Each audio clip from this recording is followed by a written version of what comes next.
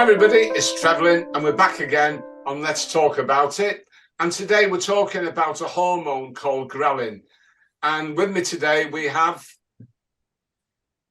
Jennifer Jones from Southwest UK.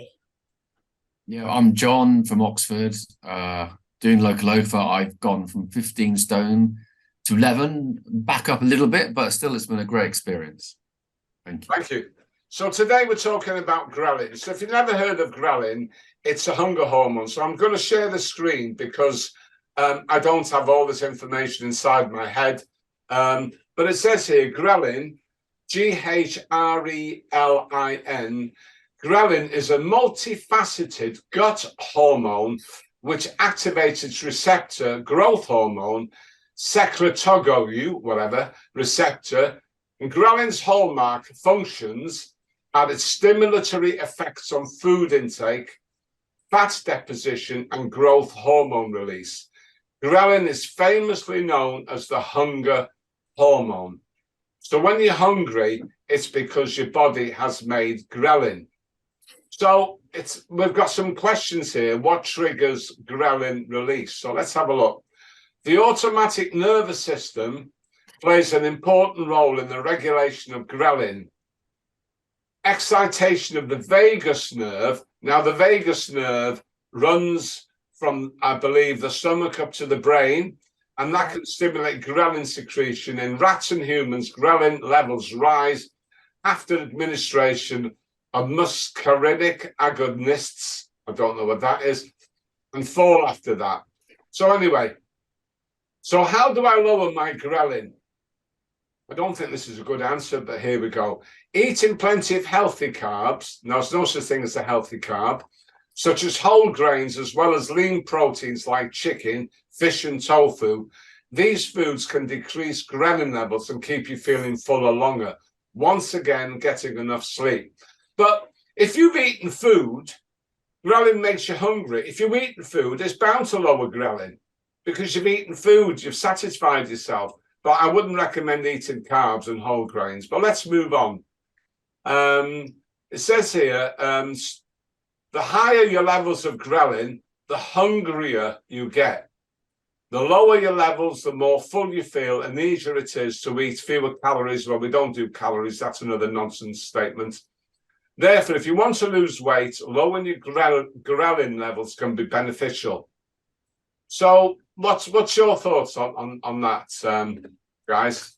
Well, I think it's a load of rubbish. I think that 9 times out of 10, my experience is if you actually ask yourself, when you get this feeling, am I hungry?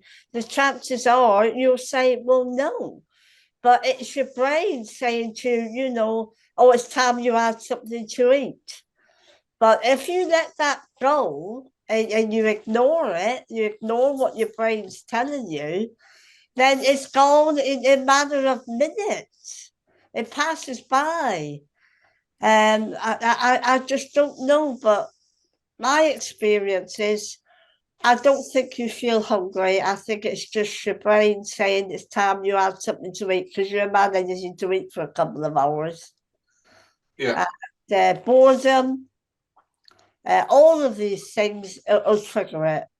But I mean, ghrelin, it is a real hormone. It's a real thing. Yeah, but even if I go like 18, 20 hours, I'm not hungry. No. Right.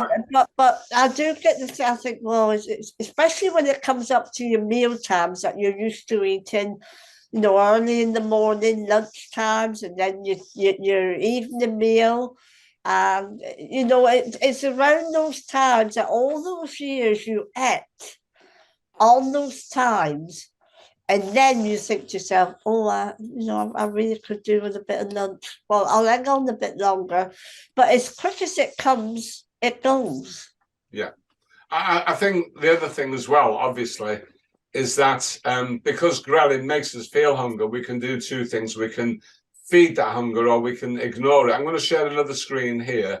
And let me just click on this now because the information's out there. Now, what happens when you ignore ghrelin? In other words, you're hungry and you ignore it. It says here, ghrelin shows a spontaneous decrease after approximately 2 hours without food consumption. This correlates perfectly with our clinical experience that hunger comes in waves. If you simply ignore it, it will disappear. So the question is then, how good are we at ignoring our hunger? How good are you, John, at ignoring your hunger? Not great, especially when if I go on a carb binge, there's no hunger, and definitely there isn't any hunger, and I just keep eating. But yeah. If I eat fat, I tend to that hunger disappears pretty quickly. Yeah. But carbohydrates, you can just You can just not carry great. going. And my experience of eating carbohydrates is the more you have, the more you want. Yeah, I would agree with that. And it doesn't satisfy you.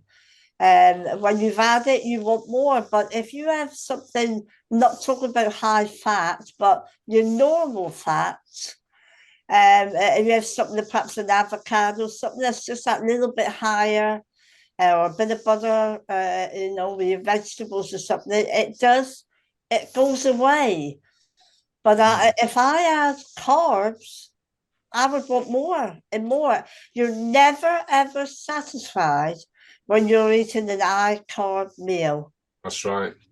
And the other thing to think about, when we looked at the screens a few minutes back, it said, how do you lower your ghrelin levels? And it said, eat carbohydrates and eat protein. Oh, that's like saying, eat a meal. Well, yeah, because you're hungry, you eat it, so you've lowered your ghrelin level. But if you've eaten the wrong food, or you've eaten because, this hormone says, come on, you need to eat now. But does your body really need it? Probably not. So I'm going to share another screen here. And this is only going to be a short video. But this screen here, it says here, again, ghrelin is a stomach-derived hormone that stimulates appetite. Ghrelin levels rise during overnight fasting when a person is sleeping. That means we wake up in the morning and think, oh, right, I've got to have my breakfast. And the levels fall after an individual eats a meal. Well, bound to, because you're not hungry anymore. But here, it can get quite complicated, this. Does anxiety increase ghrelin? So let's have a look at that.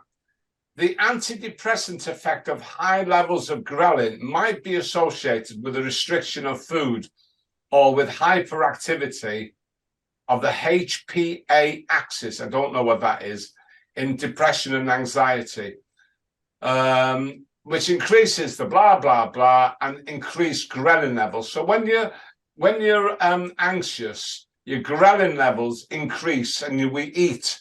And we call that comfort eating, don't we? Yeah. Yeah. So does anxiety cause ghrelin? Ghrelin is a biomarker of stress with a short-term increase following acute stress. So we've seen it before. We've experienced it ourselves. We have a bit of stress. I'll have to have a whiskey to calm me down or a brandy. You turn to food. It happens to other people. I automatically turn to food. Yeah. If I'm worried about something or upset, sometimes with people, if they lose someone dies or whatever, they go into a depression and they don't eat. I'm the reverse. I eat more. Yeah. I've always eaten more. The more depressed I am, well, I'm not depressed, I don't suffer with that. But the more down I am, the more I eat. I eat for comfort. It's a well-known fact. But not everybody does. How about you, John? Have you any inputs on that? In what way, Flavland? Sorry. Oh, sorry. Well, I mean, I don't know. What sets you off when you decide to maybe have a blast out on a binge, as we call it. I would say boredom. Yeah. Boredom, emotional eating, a bit down. Yeah. feeling down. And we can also do it the other way. You know, we feel exhilarated. You know, you've had a good result. I mean, I don't know if you're a football fan. I'm not particularly. Okay, so your team wins. Who's your team, John? Is it Oxford? Oxford United, yeah. Okay, so when Oxford win, you say, yeah, great. You know, and maybe you can turn to food then. We'll celebrate, we'll have a party, you know. Yeah, yeah. And that's it. So emotions, whether you're feeling down or whether you're feeling up, you know, and we all tend to do that. I'm going to go back to the screen again because I'm not an expert on all things, and certainly this is how I learn. What are the symptoms of too much ghrelin? Here we go. High levels of the ghrelin hormone can cause severe obesity, extreme hunger, and that's a new one, and learning difficulties, wow, which are widely known as a disease called Prader-Willi syndrome. The ghrelin hormone is also known to increase when dieting, which is why it is so hard to stick to a strict diet plan, because ghrelin is a hunger hormone. So if you're cutting out food, the hormone increases because it says, feed me, come on. But your hormone isn't saying, hang on a minute, you've got food on your body, so I'll eat some food off your body. No, the hormone wants you to put food in your stomach. And so that's what we're here to do. We're trying to control that call on our stomach to feed ourselves, and to, as it says, if you leave it for 2 hours, it will go away. But sometimes, instead of being hungry, we're thirsty. Yeah, if I'm hungry and I'm trying to do the OMAD, I have a couple of black coffees and a litre of water. And that tends to work. Yeah. I'm looking, I'm trying to find here now to say, can hunger be excused from being thirsty, right? So let's have a look at that as another question, because obviously, if we feel hungry, are we hungry? Are we thirsty? Can thirst be disguised as hunger? Well, clinical studies have shown that 37 people have mistaken thirst for hunger because thirst signals can be weak. So this can create added issues for chronic kidney disease patients who are sometimes placed on fluid restrictions to reduce their kidneys' workload. So therefore, they're hungry, but they feel that they have to eat. Can dehydration be confused with hunger?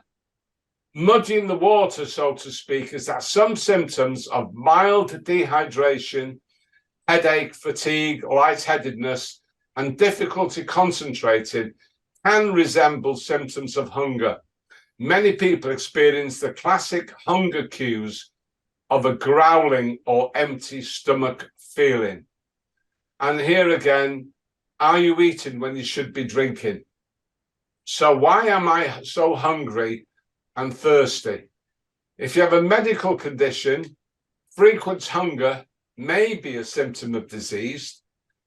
First, frequent hunger is a classic sign of diabetes as a result of extremely high blood sugar levels, and typically accompanied by other symptoms including excessive thirst, weight loss, and fatigue. So there you go. You know, why does not eating affect dehydration? If you lose too much water or don't drink enough, you can get dehydrated.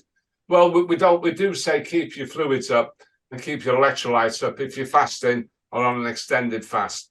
But what we wanted to talk about today was ghrelin. So I just hope that this short video has given you an insight into what ghrelin is. And go on YouTube. There's plenty and plenty of information on there. I'll just go on YouTube now myself, and I'll just see what I can find for ghrelin, and then I would encourage you to go and learn about these things. So let's have a look. Let me just share my screen here. So I've gone onto the Warrington Low Carbohydrate group, and I put ghrelin in the search box here, and I'll click on that and see what comes up. There you go. Leptin and ghrelin hormones, mechanism of action, appetite. Ghrelin and leptin explain. Leptin is the satiety hormone.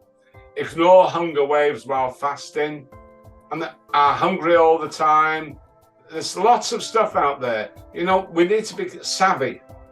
We need to be learning about how our bodies are responding. And leptin, Eric Berg there, he's talking about leptin. So leptin is a satiety hormone. So go and do some research. Go on YouTube, find out about these things. Come back and join us and tell us what you've learned. So if you're an expert by experience, or you feel that if you want to put an input, come and join us here on LOCALOFA. We meet on Monday afternoons at 4 p.m. UK time, and we meet on Wednesday mornings at 9 a.m. UK time. And the Zoom meeting number is in the screen down below, 451-889-3485, and no password required. So I just want to thank my co-presenters today, Jennifer and John, for joining me, and I hope you enjoyed this video. Give it a thumbs up if you like it, make a comment, and we'll catch up with you soon. Bye now.